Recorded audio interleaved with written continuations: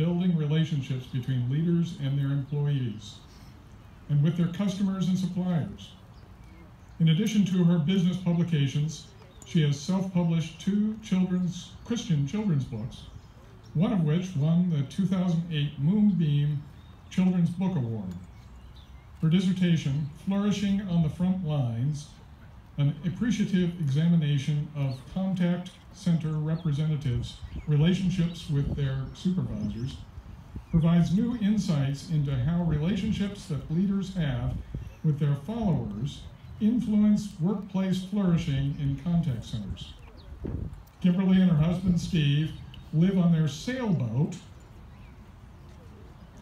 I don't know about this. Live on their sailboat, but call Florida their home.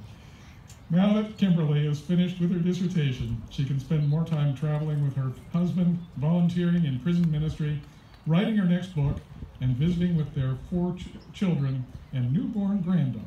Ladies and gentlemen, please join me in welcoming Kimberly Mitchell.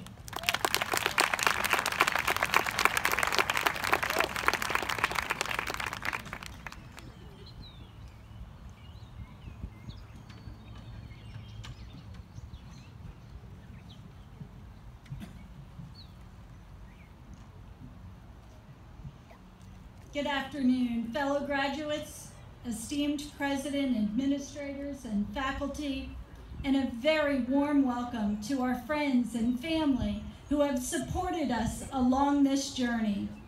I am honored and humbled to be with you today to share just a small slice of my Eastern experience with you. My original intention in coming back to school for my PhD was to advance my knowledge of organizational leadership, but I'll tell you, an unexpected gift was how significantly I have transformed the way I think about myself and the way I interact with others.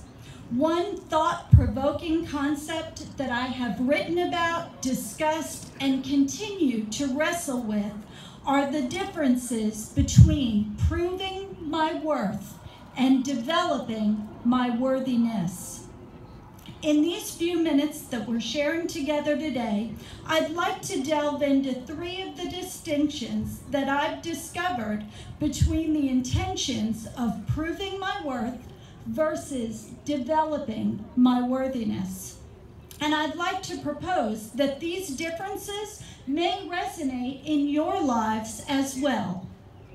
First, I've come to understand that proving my worth occurs most prominently in my life when I'm focused on substantiating my own opinions. When engaged in dialogues with others with a conscious or often unconscious motive of convincing them of my opinions, I tend to think about what I'm going to say next in the conversation. While I may be listening, I'm really listening more to the voice in my head rather than the words of the others that I'm speaking with. This intense focus on my own convictions leaves me blinded to the potential of greater understandings. To develop my worthiness, however, I must spend more time drinking in and savoring others' recommendations, asking more intense questions, and discovering the foundations of their truths. When I'm in that mindset, I grant myself permission to be changed by the ideas of others, by consciously inviting a new me to emerge from the depths of fresh perspectives.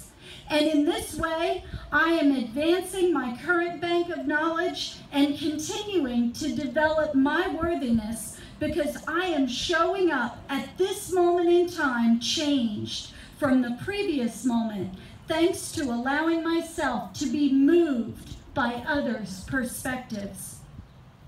The second way that I've determined myself to be proving my worth was by holding uncomfortable situations at arm's length.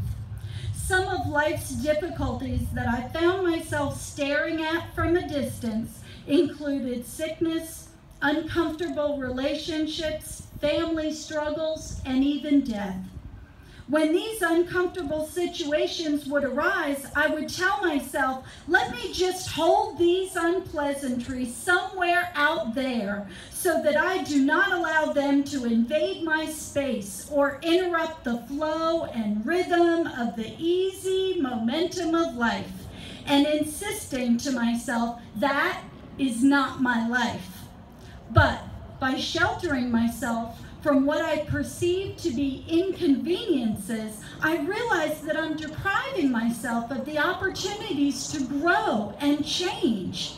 By continuing to view life's trials or tribulations as inconveniences and looking for ways to avoid or dismiss them, or at the very least keep them in isolation, I am denying myself the opportunity to embrace the completeness and fullness of everything that God offers up to me. God puts those stumbling blocks in my path so that I can develop resilience, patience, and strength. And yet there are times when I choose to deny them as having a place in my life. But in so doing, I am not developing my true potential or my ultimate worthiness before God. I recognize that I must embrace the disturbances that I previously allowed to rock my world. Rather than naming these uncomfortable situations as the disturbances in the calm seas of my existence, they are now called by a new name. They are the undercurrents that move me to new shores to stimulate and strengthen my creative spirit and give me the courage to declare with dignity, this is my life. The third and final way of proving my worth comes in the form of developing unhealthy attachments to the final destinations in many aspects of my life. When I get too fixated on the end goal, whether it's a meeting that I'm preparing for, a special event that I'm planning, or even a dissertation that I'm trying to finish, I am then driven by checking things off my list, and I lose sight of the significance of the events that are happening during the voyage and the incredible people that I engage with along the way.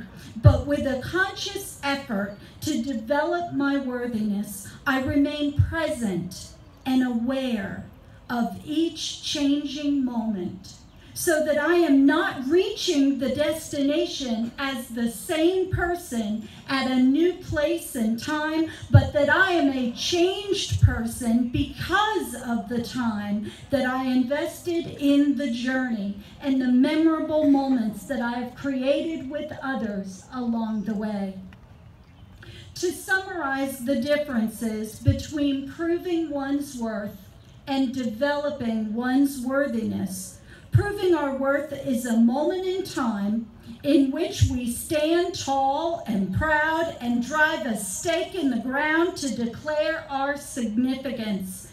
And for all of us here today, it is the moment when we will frame and hang our diploma on the wall and stand back and admire what we have accomplished.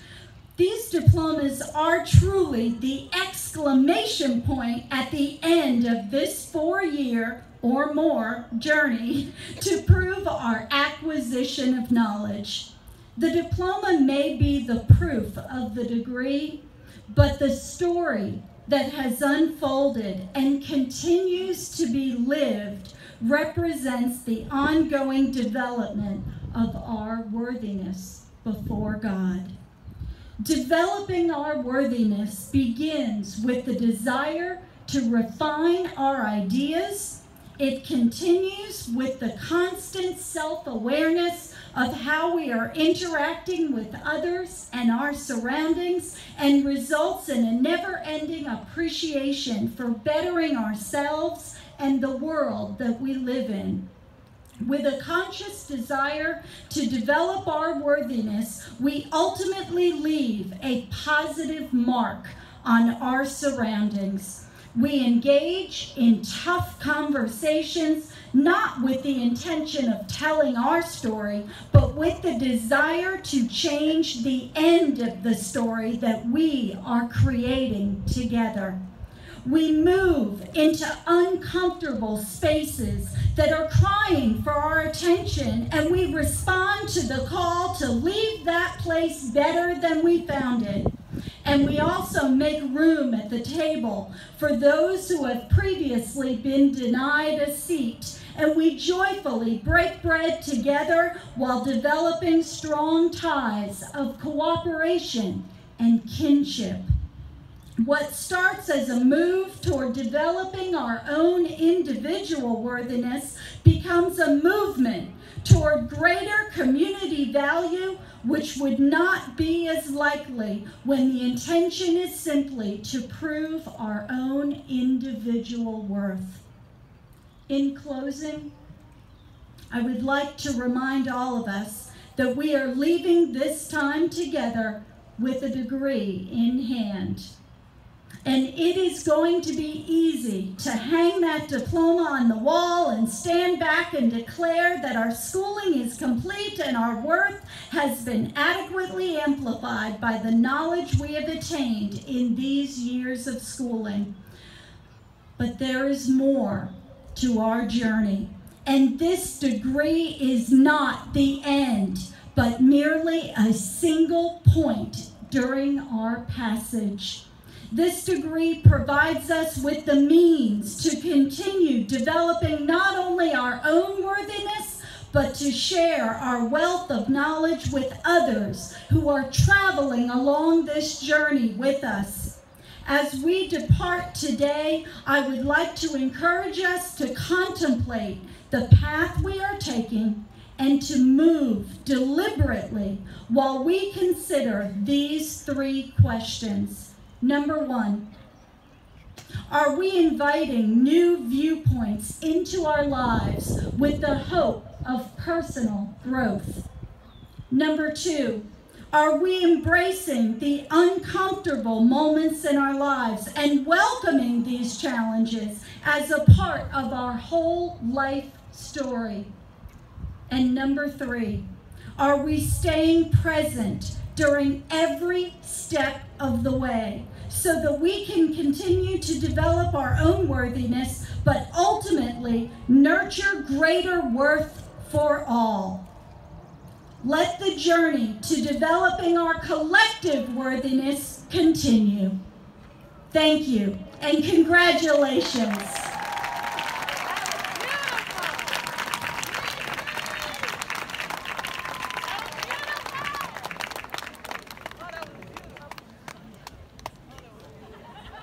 It's now my distinct honor to recognize Dr. Gwen Light, one of our distinguished faculty